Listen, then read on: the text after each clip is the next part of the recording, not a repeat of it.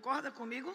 Mesmo que se já partiu naturalmente falando, ou se separou da mãe, ou não lhe criou, mas você tem um pai natural aqui na terra.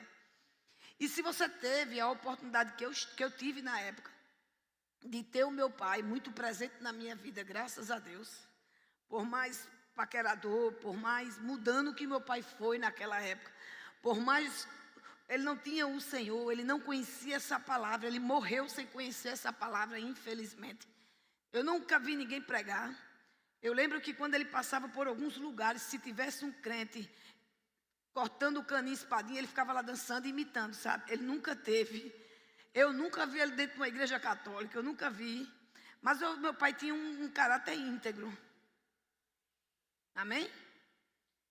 A salvação a gente sabe que vem através de, primeiro, crer em Deus, não é isso? E confessar o filho dele. Eu não vi meu pai fazendo isso. Então, pelo que eu percebo, eu talvez tenha a infelicidade de não encontrar meu pai na eternidade. Mas, por outro lado, eu tive, esse prazer e o privilégio que muitos não têm de ter um pai presente. Eu tive um pai presente na minha casa, então eu conhecia meu pai. E eu percebia, por ser filha de 11 filhos, que era 3 dele, do cambalacho, e mais 8 da minha mãe. Então, nós éramos de 11. Meu pai, quando chegava, quando vinha, ele não vinha com um doce, ele vinha com 11 doces. Porque ele não fazia acepção, ele não tinha filho predileto. Aí eu fico pensando para mim, percebendo algo. Talvez às vezes você olha para você e diz, mas na minha casa é diferente. Eu percebo que meu pai gosta mais da minha irmã, gosta mais do meu irmão do que de mim. Pode acontecer isso. Mas será se a culpa é do seu pai ou é a sua? Será se sua irmã não bajula mais, vamos dizer? Não procura mais? Não é mais carinhoso? E às vezes não é nem isso. Eu estudei muito sobre a linguagem do amor. Todo ser humano, ele nasce com a linguagem do amor.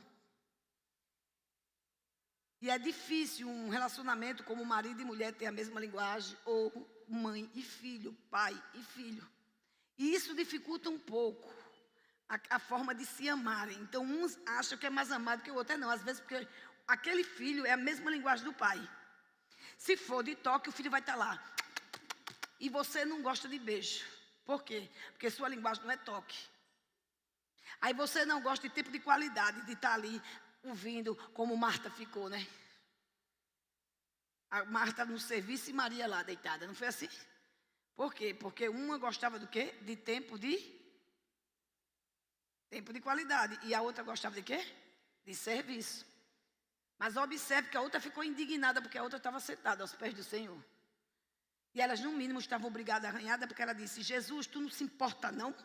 Que eu estou fazendo tudo e a outra está aí preguiçosa fazendo nada. Então, se você observar, são 2 linguagens diferentes. Mas observe que Jesus ensinou ali. Que era importante tanto o serviço da outra como da outra. Mas se for escolher as coisas naturais, ficam espirituais, venha para cá você também. Aí você vai se irritar menos. Em outra palavra ele disse isso. Amém? Então pode acontecer. De você ter um filho, de ter uma irmã que é mais amado do que você. Você pode ser o neto que não é tão amado que você acha que não é. Mas você é amado. Como o Senhor ama todos por igual. Agora, qual é a diferença? Tem filhos que o procuram mais. E ele é galardoador daquele que o busca. Se você é um filho que estuda, que a sua obrigação como filho é tirar uma nota boa e estudar, e nem isso você faz direito, qual a alegria do seu pai? Aí já tem um outro que só tira nota 10. Tem o outro que dorme cedo, que dá menos trabalho. Você acha que o seu pai vai dar mais galardão a quem? Quem é que vai levar mais lapada no couro? Então eu acredito que Deus, como a própria palavra diz, porque para com Deus não há acepção de pessoas. Por quê? Porque Deus não ama. Diga para o seu irmão, Deus não te ama mais do que Ele me ama. Diga para o seu irmão. Amém? Por quê, amados? Porque Deus não pode quebrar a sua própria lei. Qual é a lei de Deus? Amor. Ele te amou. Mas Ele não só te amou, Ele amou todos nós. Até aquele que nesse momento, amados, não está servindo para nada nessa humanidade. Só está matando, só está roubando. Aquele ainda é amado de Deus, porque ele não faz acepção de pessoas.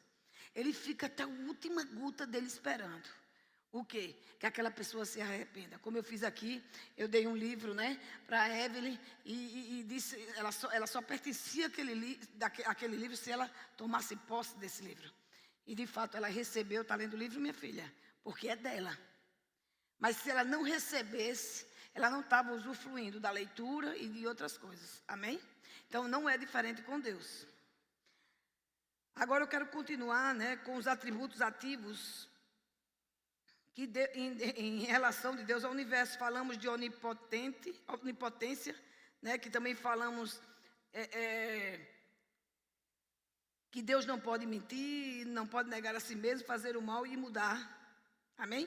E fazer acepções de pessoas. Agora vamos para a onisciência de Deus. É importante você saber que tudo isso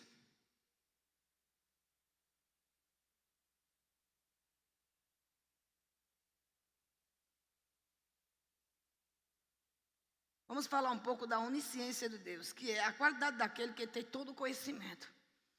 Se você observar, Jesus, quando ele veio na terra, a Bíblia diz que ele, como filho lá, ele era cheio do poder. Mas a Bíblia diz que ele fez o quê? Se esvaziou. Então ele não veio onisciente, onipresente.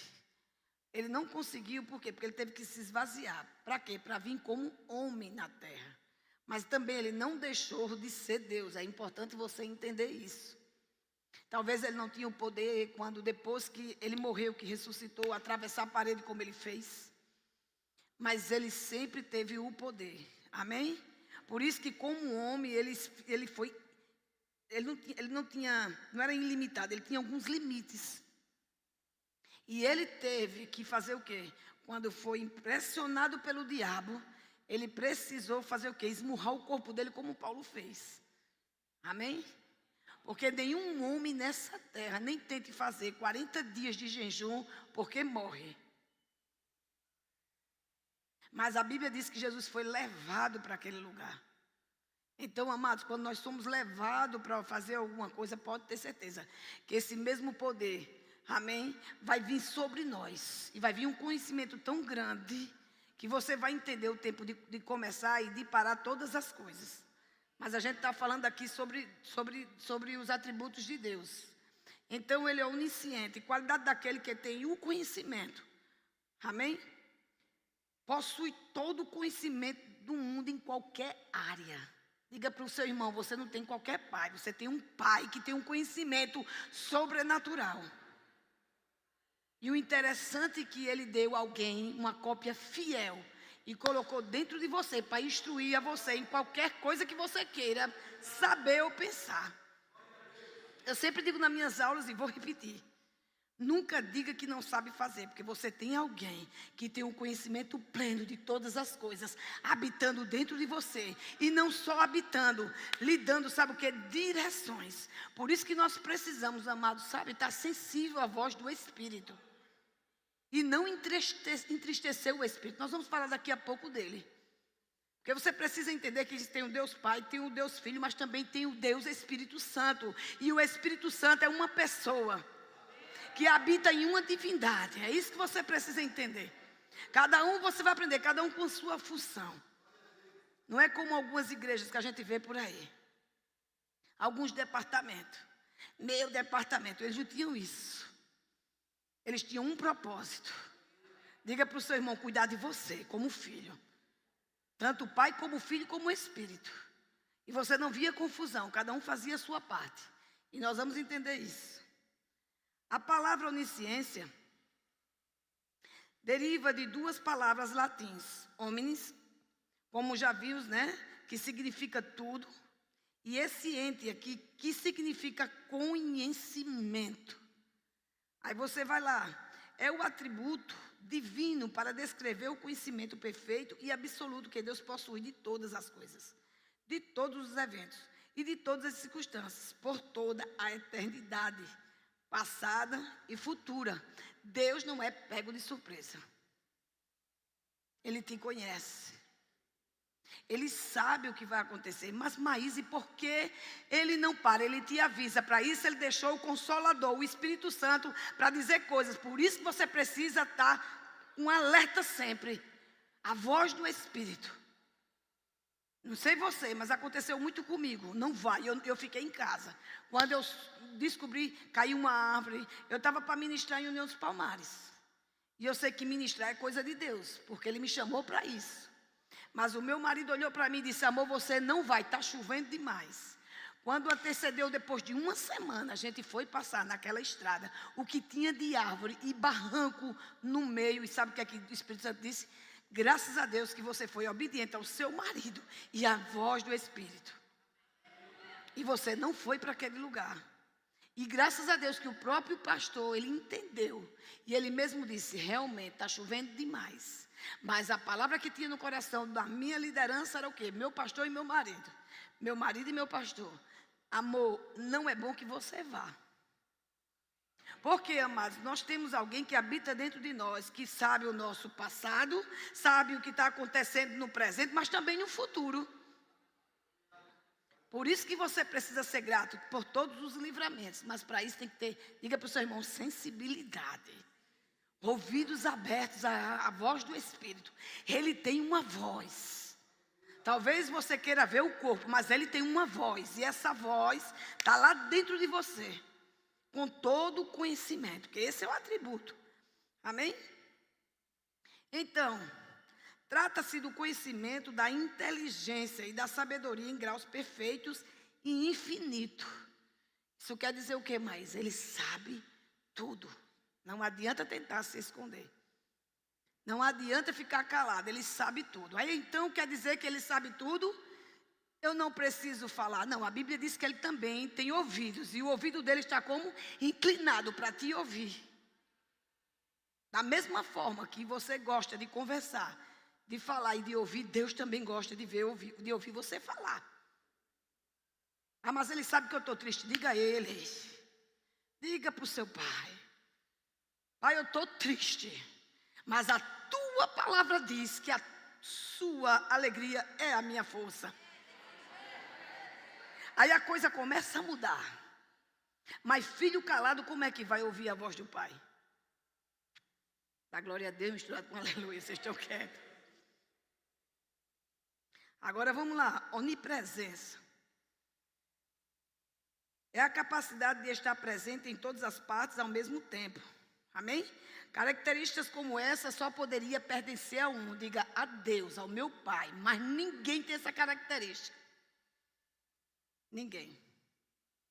Por isso que Jesus, quando estava aqui, ele não podia estar ao mesmo tempo. Ele tem que ter barco para se mover, quem lembra? Ele tinha que pegar umas eguinhas ali emprestadas, para não dizer roubado, era emprestado, porque ele devolveu. Ele precisava. Porque ele não tinha esse poder. E está em todo canto ao mesmo tempo. Mas depois que ele foi para a glória, pode ter certeza que nesse momento ele está aqui nessa porta, sorrindo para nós. Eita, meu Deus, e glorificando a Deus. Está vendo que valeu a pena, papai? Valeu a pena. Valeu a pena. Tem homens e mulheres crescendo nessa palavra. Valeu a pena. Amados, quando você sofre com as circunstâncias e o diabo quer lhe espremer, que você se levanta, ele diz: valeu a pena, papai. É assim que ele olha. Vale a pena se esforçar. Vale a pena dar mais uma milha. Vale a pena não desistir. Aleluia. Qualidade daquele que está em todo lugar. Amém? Vamos lá agora. A base dos atributos morais de Deus, que é a sua, o quê? Santidade, justiça, bondade, misericórdia, amor, verdade e sabedoria. E agora eu quero mostrar para você cada significado, amém? Vamos ver o significado dos atributos morais de Deus. Significado de santidade. Santidade, Deus é santo e sua santidade diz respeito à sua perfeita excelência moral e espiritual. Ele é santo. Ele é santo.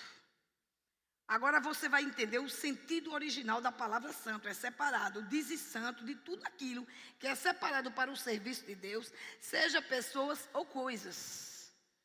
Então quer dizer que é Santa Maísa? É Santa Maísa. Você pode chamar seu nome e diga Santo Fulano. Chame você. Diga que você é santo. Você é santo. Você é separado para a obra de Deus. Você é escolhido. Aí fica o povo querendo o santo que já morreu. Você é santo e você está vivo. E existe um poder nas suas mãos que santo nenhum do passado teve. Eles são santos.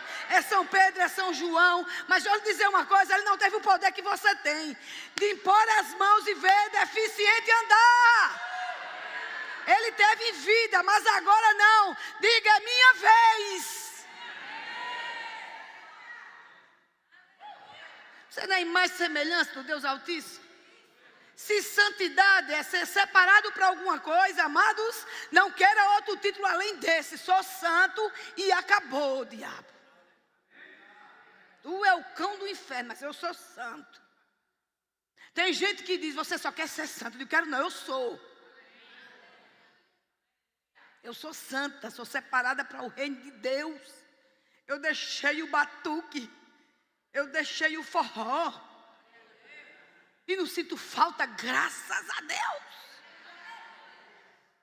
Caipora, deixei. Quase morria tomando capeta, deixei. Quem sabe o que é capeta? Deixei para nunca mais. Jesus volta e eu nem quero nem ver, porque eu vou para a glória. Não vou nem ver as coisas da terra. Deixei os capetas todinho da terra. Então não subestima o poder, amados, de alguém que se torna para serviço de Deus. Ele se tornou santo, independente do que ele era. Paulo não fica intitulando, eu fui matador de crente. Tem gente que fica, meu Deus, criando um terror do passado. Diga para o seu irmão, não precisa mais, porque você é santo. Nada muda isso mais na sua vida. Acabou-se. Maísa, mas eu sou pecadora. Então vai para o inferno. Só tem dois pais. O pai Satanás e o pai Deus, que é filho de Deus. Pensei que não era. E quem é filho do cão? Estou fora. É todos aqueles que não são separados para Deus. Aí fica, eu sou pecador, remido. Existe esse? Me mostra aí na Bíblia onde é que tem esse. Ou é pecador ou é remido. Quem é remido aqui? Quem é remido? Quem é pecador? Está amarrado. Amarra esse troço. Dá um sorrisinho, amado, porque paga a conta.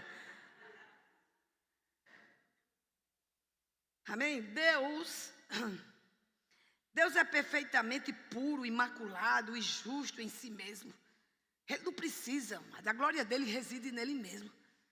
E às vezes a gente fica, não aconteceu, Deus vai ver. Não vou mais para o culto. Quem vai perder é você, meu filho. Porque Deus não perde a glória dele para ninguém. Satanás não era Satanás, meu filho. Satanás era Satanás, hoje ele é o diabo. Porque ele era o quê? O anjo de luz. Mas ele quis ser o topadão, Deus disse, desce, meu filho. Porque quem quer ser mais do que os outros pode olhar, a queda é grande. A Bíblia diz que o soberbo cai. Não tem para onde. E foi lançado. Infelizmente, para onde a gente está. Mas porque Deus criou o homem tão perfeito. Eu acredito que, como a gente sabe que ele sabe tudo, ele sabia que ia acontecer. Ele não foi pego de surpresa, não. Tanto que todas as pessoas que ele confrontou, Caim, o filho, de Adão, o próprio Adão, tu acha que ele não sabia onde ele estava? Ele sabe. Por isso que quando eu estava fumando, que o pastor disse, mas Maísa, por mim não, faça por Deus. Eu digo, é mesmo, né? Fiquei com vergonha. Depois tu vai ver, Satanás. Dupla honra para a minha vida. Por isso que tem gente que ainda está cheio dos vícios. Eu digo, é possível sair? Mas também eu não condeno, não. Agora, cuidado. Cuidado com a graça. A graça é para você ser como Deus, perfeito, imaculado, justo, sabe? Não em si mesmo, porque você não pode. Mas o Espírito, através de você, torna você justo, meu filho. Não está fazendo sem vergonheza. Namorando ilicitamente. Outros, fornicando. Tem uns, minha mulher não está vendo, estou dentro do banheiro, cuidado. Diga para o seu irmão bem lentamente, cuidado. Maísa, você está trazendo medo? Não, estou trazendo temor no teu coração. É saber que existe alguém santo e imaculado, que é o seu noivo, é? Meu Deus! O pai do teu noivo. E o teu noivo é mesmo que ele, porque quem vê ele, vê Jesus. Meu Deus do céu. Ele não se contamina pelo mal, pelo pecado. Ele é irrepreensível. A santidade é o fundamento de todos os outros atributos morais de Deus. Meu Deus do céu. Agora vamos lá o significado de justiça. Lembra que ele é justo? Deus é justo. Podemos dizer que a justiça do Senhor é a sua santidade em ação. Meu Deus. Você acha que alguém santo vai agir com maldade contra a sua vida? É impossível, amados. Nós estamos falando aqui sobre os atributos de um Deus tão poderoso, santo, imaculado e puro. E a glória reside nele mesmo, ele não precisa da glória de ninguém. Meu Deus. Então, amados, se você está muito preocupado com a sua vida, está triste, angustiado, mas não tem ninguém. Ei, você e ele fazem a diferença nessa terra. Não consigo mais ser santa, não consigo ter essa santidade. Meu marido, seu marido é seu marido, minha filha. A minha mulher, tu não sabe, é tua que tu escolheu, graças a Deus que não foi eu. Mas a sua santidade não depende de ninguém. Se não está acontecendo, você bota Deus no negócio, que vai acontecer grandes coisas. Você e ele é o suficiente. Amém? A santidade é o fundamento de todos os atributos morais de Deus. Agora, vê o significado de justiça. A ira dele contra o pecado decorre de quê? De sua santidade, do seu amor, a justiça. Aquilo que é reto e verdadeiro. Observe que aí fala ira. O que é que a Bíblia nos lembra? Quem lembra aqui o que é que a Bíblia diz? Irai-vos, mas não pecai-vos. Perceba que essa ira de Deus é sem pecado, porque a Bíblia está dizendo que ele não tem pecado. E se ele for homicida, matando alguém, ele vai virar pecador. Você está comigo? Porque só alguém fez errado e foi Deus que mandou tirar a vida? Não, amado, é consequência de cada decisão de si. Aí você pergunta, mas e um bebê? Amado, você vai perguntar isso a Deus no céu. Eu estava conversando com minha secretária hoje, foi interessante. Que eu vou ser avó do meu filho, amém? Depois de 12 anos, 3 abortos, e eu declarei, esse ano vai vir o meu neto. E eu tenho várias ministrações. Lembra que eu disse a vocês que eu vou contar um testemunho? Eu vou trazer sexta. Várias pregações, com 2 semanas. E tem uma que eu boto num papel bem grande, que me fazem assinar. Lembra que eu disse que eu assinei? Eu vou trazer o papel assinado, sexta-feira. Eu disse que com 15 dias ela ia ter o resultado da gravidez. Na segunda-feira, ela estava com o papel e me disse, positivo. Eu não pude falar porque ela não queria que eu falasse para ninguém. E eu estou pronta a pegar o meu neto no colo. E não tem diabo nessa terra que roube, amados. Não tem diabo nessa terra. Meu Pedro. E minha Lara, porque eu acho que é 2. Vamos ver o que acontece daqui para lá. A ira dele contra o pecado decorre de sua santidade, e seu amor e a justiça. Aquilo que é reto e verdadeiro. E eu vou lhe dizer, essa palavra é verdade. Ele não quebra o princípio. Então nós não podemos quebrar o princípio dessa palavra. Você precisa ser verdadeiro até a morte. Nem que isso lhe traga algum dano, meu filho. Nem que isso lhe traga dano. Glória a Deus. A justiça do Pai não diverge do seu amor. Pelo contrário, foi para satisfazer a sua justiça que ele enviou Jesus a este mundo com a sua dádiva de quê? De amor. Por quê? Porque ele amou.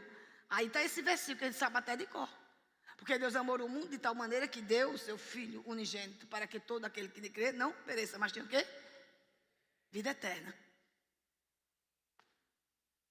Como é que alguém dá a sua própria vida do filho? Porque eu não dou o meu. Você pode me dar 1 milhão. Você pode ser a pessoa mais bondosa do mundo. O meu filho está repreendido. Ele podia ser o pior mala da terra. Eu não daria. Eu não teria coragem. Pois Deus pegou a única herança que ele tinha, o unigênito, e deu por você. Para que ele fez isso? Para provar o amor dele por você. Então, se ele te prova em alguma coisa, é em amor. É lhe tirando, amado, do pecado. Amém? Agora veja o significado de amor. Deus é amor. Amém? Ele é amor. Ele não vai ser, ele é. Ele é o próprio amor. Por isso que quando você vai em Coríntios diz, o amor é paciente. O amor é. Porque o amor, Deus é paciente. Deus é longânimo. Deus não deseja mal. Amém? Então Deus é amor. Deus manifesta amor em todas as suas ações. Porque Ele é amor. Amém? Glória a Deus por isso. Vá lá para Jeremias 31:3. Vê que aqui diz. Há muito que o Senhor me apareceu dizendo, porquanto com amor eterno te amei, por isso com benignidade te atraí. Meu Deus. Muitos falam, se não for por amor, parece um terror, bicho. O que eu tinha mais raiva de crente era esse dito. E o pior, Deus tem propósito na sua vida. Quem é que não sabe que Deus não tem propósito? Tu acha que Deus, soberano como Ele é, Ele ia fazer algo sem propósito? Então não pega um desviado e diga isso para ele não, meu amado. Pega o desviado e diga, quer que eu te ajude em quê? Quer que eu vá lhe buscar? Quer tomar um café comigo? O que é que está faltando? Eu posso te ajudar. Aí fica querendo empurrar pela goela abaixo. Ah, esse crentinho chato que eu não gosto. Tu se prepara. Uma vez eu estava chorando. Porque quando a gente é do mundo, a gente se ferra. E o namorado meteu o gai em mim, eu fui chorar. Aí foi que minha sobrinha disse que hoje a bichinha está desviada. Desviada é o cão, ela está afastada. Pregou para mim que só. Tia. Não é melhor tu ir pelo amor do que estar com essa dor? Ai, que eu ficava com raiva. Eu digo, pois Deus eu não quero. Um Deus quer que me levar só por dor? Não. Eu acredito num Deus que pode me levar quando eu quiser ir. Esse negócio está me deixando... Entender, amados? Como aí eu te pergunto, se nós fomos atraídos por Deus, como está aqui em Jeremias, nós fomos atraídos pelo seu infinito amor e bondade. Então isso quer dizer que independente de como as pessoas estão, elas são atraídas por Deus pelo amor e pela bondade. Não pelo que Ele vai fazer, mas o que Ele fez. Só que quando ela começar a entender esse amor, a vida dela vai mudar como mudou a minha vida, como mudou a sua. Independente se está no amor ou na dor, Deus te quer. Diga para o teu irmão. Para de dizer que é melhor ir por amor. É por amor mesmo, meu filho. Não existe pela dor, não, é pelo amor. Agora você está numa situação ruim. Com certeza. Por isso que a Bíblia diz, é melhor ir para um velório do que ir para uma... Por quê? Porque no velório você consegue pensar. E o cabo cheio de cachaça, pensa em quê? Dançando. Beijando no trio, como eu conheço. Tem uma que me disse que beijava no começo e saía lá no fim. Ou você não fez isso também, vou ficar calada. Mas que riu, viu? Mas ri de gente do Apocalipse vai saber que é você. Nos trios. Metendo bactéria, língua, um monte de gente. Aí um tiro foge ali. Eu não disse a você que era pelo amor? Não, amados. O caba está no hospital. Um tiro que sobrou nele. Não tem mais para onde ir. Aí quem é que vai visitar? uma enfermeira crente. Porque Deus, ele gosta da oportunidade, é diferente. Mas ele queria aquela situação. Quando ele entregou o filho do jeito que você estava.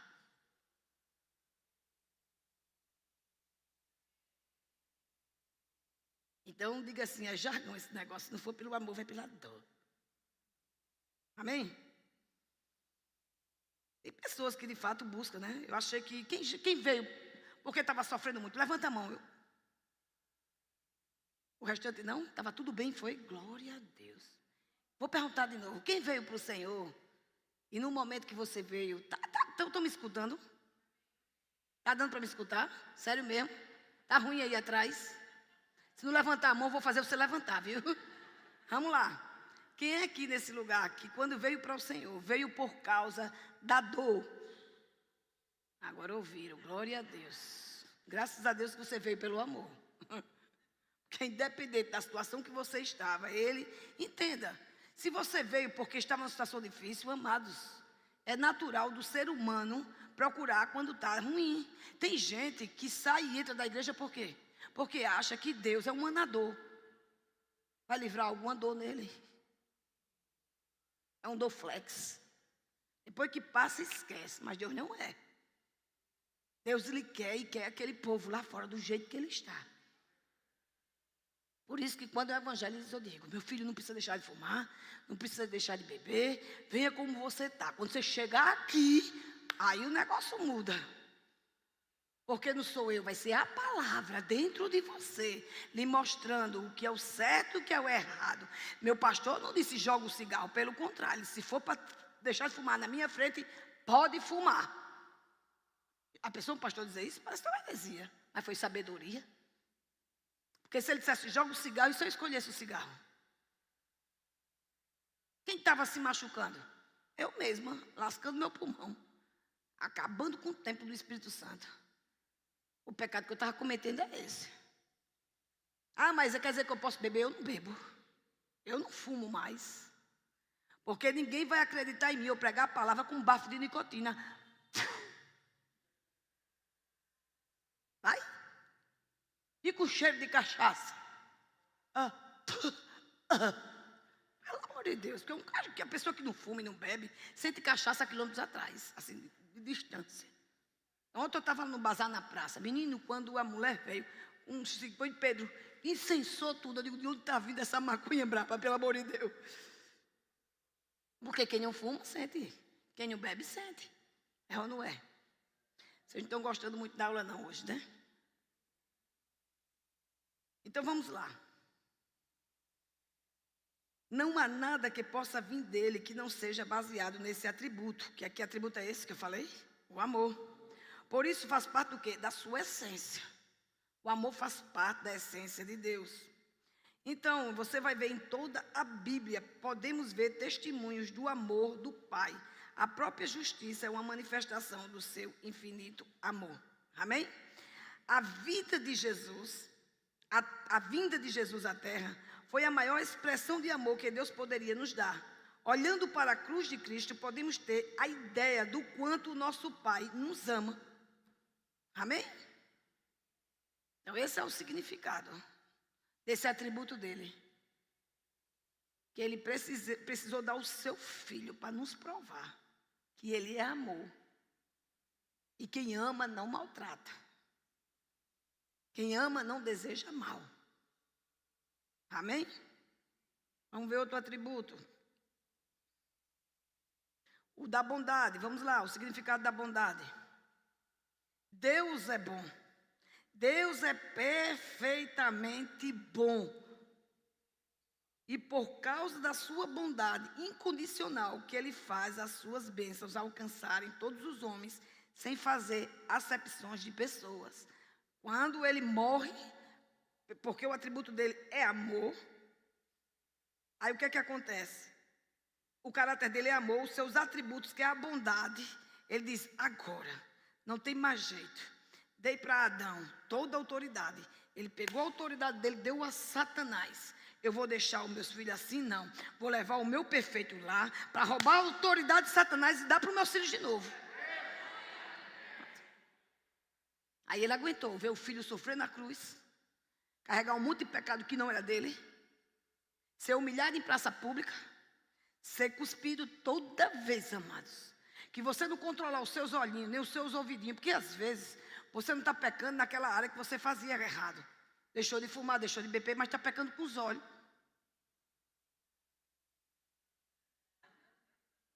Gostei das mulheres, parece que os homens estão pecando mais. Olha, está pecando com os olhos. Vou dizer assim, dê um sorrisinho, meu filho. Eles pagam a conta. Mas é sério isso. Estamos pecando com nossa voz. Aí você lembra desse preço que ele pagou. Amém?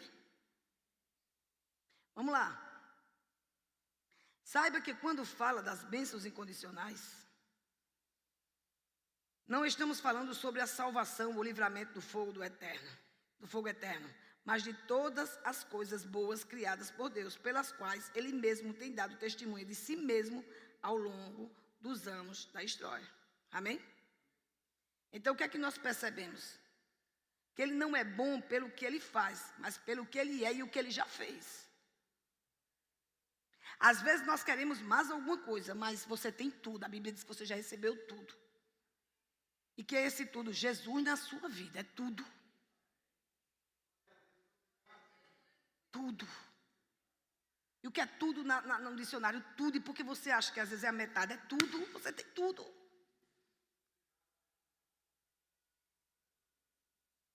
Amém? Agora vamos lá para o significado de misericórdia. Da misericórdia dele, vamos lá. A misericórdia procede do amor e resulta em graça. Isto quer dizer, na prática, que Deus se compadece das nossas misérias. E então nos dá graça para que passamos dessa condição para uma melhor. Aí é quando a gente abre Lamentações, que diz: as misericórdias do Senhor são a causa de não sermos consumidos, porque as suas misericórdias, ela não tem fim. Por isso que às vezes a gente abusa, né? Quando chega um irmão de cocôzinho que diz assim: estou aqui pela misericórdia. Amém que você está pela misericórdia. Mas não é só a misericórdia, você está pela graça. Porque é a graça que te sustenta. Porque seria pouco demais, amado, seria pouco demais. Vê o que é que eu trouxe aqui antes. Seria muito pouco. A misericórdia procede do amor e resulta em graça. Isso quer dizer, na prática, que Deus se compadece das nossas misérias. E então nos dá graça para que passamos dessa condição para uma melhor. Isso aqui não só se refere ao que Ele fez para uma eternidade, não. É a graça que Ele está nos dando para um mundo tão podre lá fora. E nós estamos dentro, sendo a diferença. Aonde lá fora o povo está com medo e você está cheio de graça e de alegria. Porque sabe que a misericórdia dEle não vai te consumir porque você é filho. Se eu fosse você, dava um glória a Deus mais alto. Independente da situação, você tem a misericórdia de Deus. E é ela que não deixa você ser consumido aqui na terra. Glória a Deus. Glória a Deus. Vamos para o significado. Significado da verdade. Deus não pode mentir, pois Ele é santo. Portanto, a sua palavra é completamente o quê? Verdadeira. Amém? Ele é a verdade. Por isso que Jesus, como a semelhança, Ele disse para Tiago que quando você vê o seu pai, você me vê. Quando você me vê, você está vendo o meu pai. Filipe, e você ainda quer ver o pai? Por isso que Ele disse: eu sou, eu não vou ser, eu sou o Deus. Eu sou.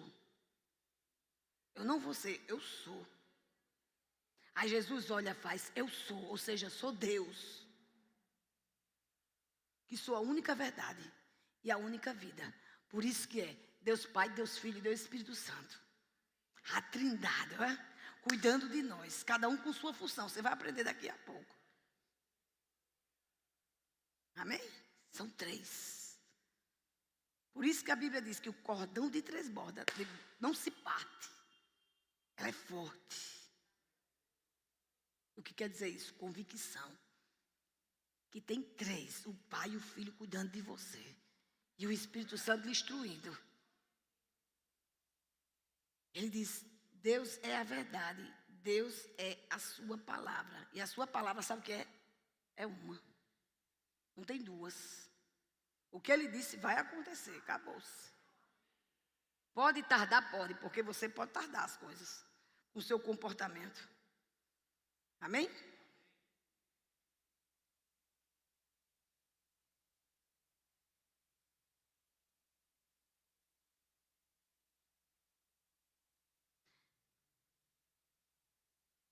Deixa eu ver aqui onde é que eu estou, que parece que deu uma puladinha.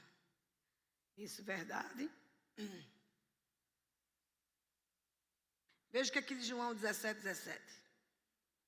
Santificai-os, o quê? Na tua verdade. A tua palavra é a verdade. Por isso que ele não negocia o que ele é. Amém? Ele não negocia de jeito nenhum. Deus não pode mentir, pois ele é santo, portanto a sua palavra é completamente verdade. Deu uma caída aqui no slide. Bruno? Derrubasse a internet, Bruno? Todo mundo gritando, Bruno? Estamos sem slide, diga a ele.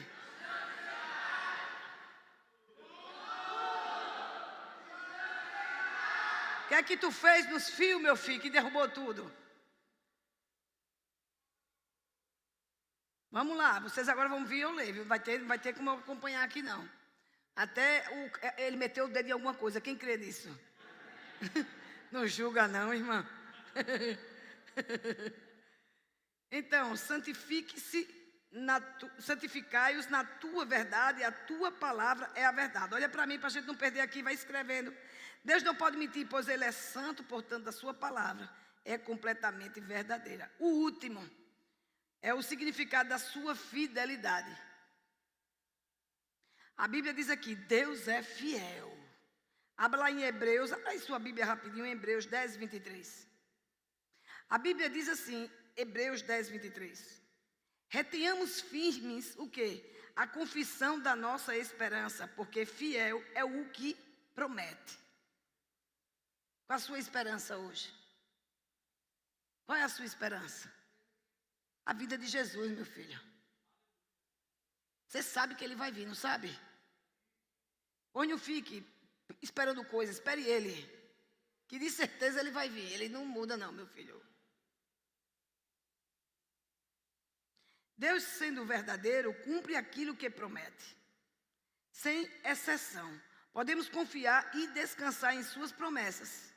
Pois ele é absolutamente digno de toda confiança.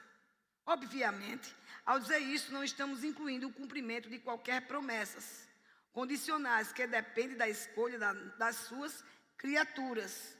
Então é isso que você precisa entender. Ele te prometeu, ele cumpre. Mas isso não vai depender dele, depende de mim e de você. Eu já ensinei desde o começo. Por que as coisas estão acontecendo? Porque está dependendo de Deus? Não. Porque pessoas estão mais preocupadas como vai chegar, de chegar do que como vai chegar. Se apressa. Judas foi um. Pedro foi outro. Tu acha que quando Pedro olhou para Jesus e disse, eu morro por você? Ele estava mentindo? Estava não, ele falou a verdade. Porque eu duvido que você, por mais lampião que seja, com facão daquele de coco, uma tropa armada, você levantar um facão para uma tropa armada, 2 uma. Ele não estava nem aí com o amor da vida dele, ele queria proteger Jesus de todo jeito. Lampião, Pedro era lampião. Pegou aqui, ó, num balco, lá, imagina o tamanho da orelha de Malco, para achar no meio do mato. Pegou aqui o facão, não foi assim, meu filho. Faça a cena. Aqui tem orelhão, vamos ver, tô brincando, vou nem escolher. Pegou lá aqui, ó, a orelha voou longe. Olha a prova do amor. Quem vê Jesus, vê quem? o que é que ele fez? Pegou a orelhinha. Tu não tem orelhão, não. Eu nem vou nem agora. Vou botar na minha filha aqui, ó. Colou a orelha. Ou não foi assim? Mas tu acha que ele não foi matar? Ele não morreria por Jesus? Morreria. A prova é essa.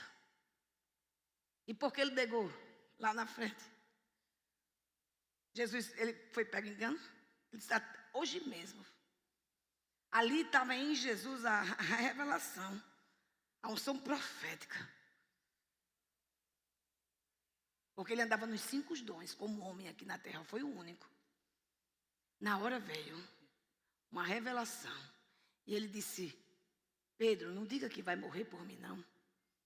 Em outra palavra, está dizendo, eu acredito. E foi tão real que ele enfrentou aquela tropa todinha. E graças a Deus ele não morreu. Mas depois ele começou a negar. Por quê? Porque dá pressão. Mas aquele mesmo homem, lá na Posta Formosa, olhou para alguém e disse, ei, não tenho prata, não tenho ouro. O que você está há muito tempo buscando aí nesse chão, eu não vou lhe dar não, porque isso aí você vai sair desse normal para entrar no sobrenatural. Eu vou lhe dar algo que o dinheiro não compra. A sua liberdade. E eu conheço um que não me deu dinheiro, mas me deu o acesso. Me dá a mão aqui, meu filho. Na autoridade que é o nome de Jesus. Levanta e anda.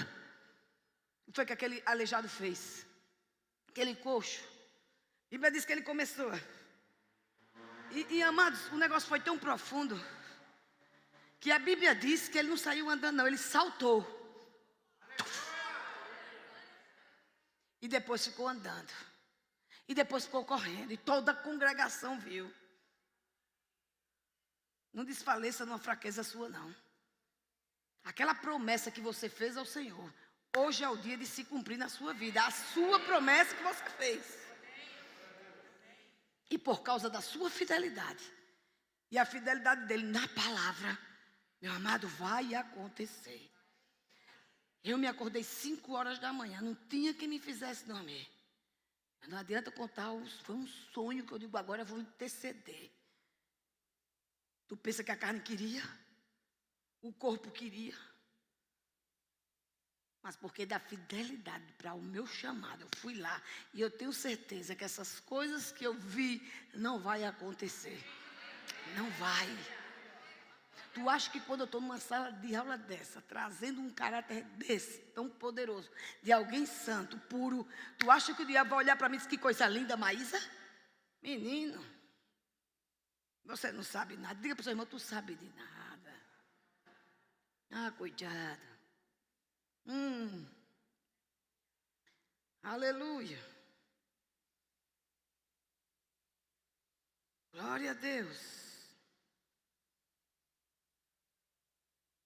Deus, sendo verdadeiro, cumpre aquilo que promete sem exceção. Podemos confiar e descansar em suas promessas, pois Ele é absolutamente digno de toda a confiança. Obviamente, como eu expliquei agora, ao dizer isto, não estamos incluindo o cumprimento de qualquer promessa. Amém? Condicionais que dependem da escolha das suas criaturas. Ele mesmo diz, desde o ventre da tua mãe, eu te concebi. Quem crê nisso? Eu creio. Quem está chamado desde o ventre?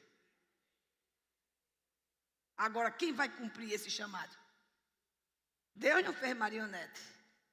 Deus deixou você com livre-arbítrio. Para quê? Para decidir o que você vai ser. Em quê? No que Ele já te chamou para fazer. Você não vai ser, você é o propósito de Deus aqui na terra. Amém? Vamos ver aqui um pouco sobre a Trindade. Quem gosta da Trindade? A Trindade nos revela 3 pessoas externas. Consistentes, perfeitamente unidas, eu já expliquei isso, em seus atributos. Caráter, propósito, pensamento e com poder para formar o quê? A plenitude da divindade. Quem são essa Trindade? Pai, Filho e Espírito Santo.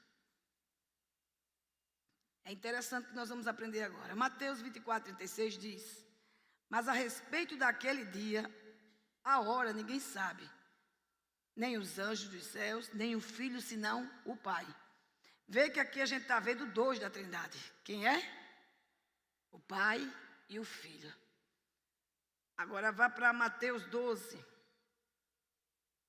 Ele diz: e se qualquer que disser alguma palavra contra quem? O Filho do Homem, ser-lhe-á perdoada. Mas se alguém falar contra quem? Está com maiúsculo aí? Com o Espírito Santo, não lhe será perdoado, nem neste século, nem no futuro. Observe aí que ele está falando da terceira pessoa da Trindade. Que é quem? O Espírito Santo de Deus. Aí você vai entender algo. A existência da Trindade é uma realidade eterna. No entanto, o registro histórico de sua manifestação atribuiu atividades distintas a cada uma das pessoas da divindade. Amém? Cada um tem uma função. Olha a atividade da Trindade. O Pai teve o quê? A primazia na criação. Ainda que o Filho e o Espírito Santo tenham o quê? Cooperado. Se você observar, quando você vai para Gênesis, ele diz o quê? Façamos. Mas quem falou? O Pai. Ele teve a primazia para aquelas coisas acontecerem. A função dele foi o quê? Trazer à existência com a sua voz as coisas. E quando ele pegou o homem, a Bíblia diz que ele fez um bonequinho de barro. E depois ele fez o quê? Soprou. Soprou o quê? A sua imagem, o seu espírito dentro do homem. Meu Deus do céu. Aí o homem, a gente sabe que perdeu, mas foi resgatado por Jesus Cristo. Então, da mesma forma, nós vivemos desde o Jardim do Éden. Por isso que nada pode te faltar, amados. Tu vai ter para dar, mas tu não vai pedir emprestado. Porque foi retomado o paraíso para nós. O Pai teve o quê? A primazia na criação, ainda que o Filho e o Espírito Santo tenham cooperado. O Filho tem a primazia na redenção, mas o Pai e o Espírito Santo cooperou em conjunto. Vê que turma excelente. Andavam juntos, você não via confusão.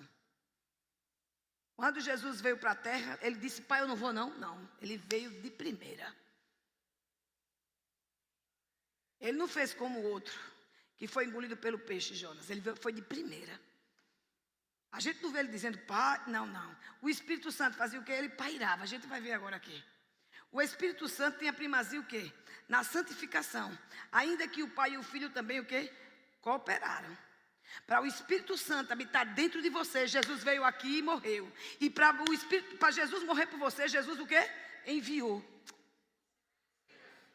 Trabalha em conjunto. Isso é para você que trabalha em departamento. Isso é para você que é liderado. Trabalha em conjunto. Com a equipe. Ah, não, hoje eu estou só para arrumar as cadeiras e ver as coisas tronchas. Não é meu serviço, é dele. É bom que o pastor veja e dê logo uma punição. Eu te pergunto, de que espírito tu sois?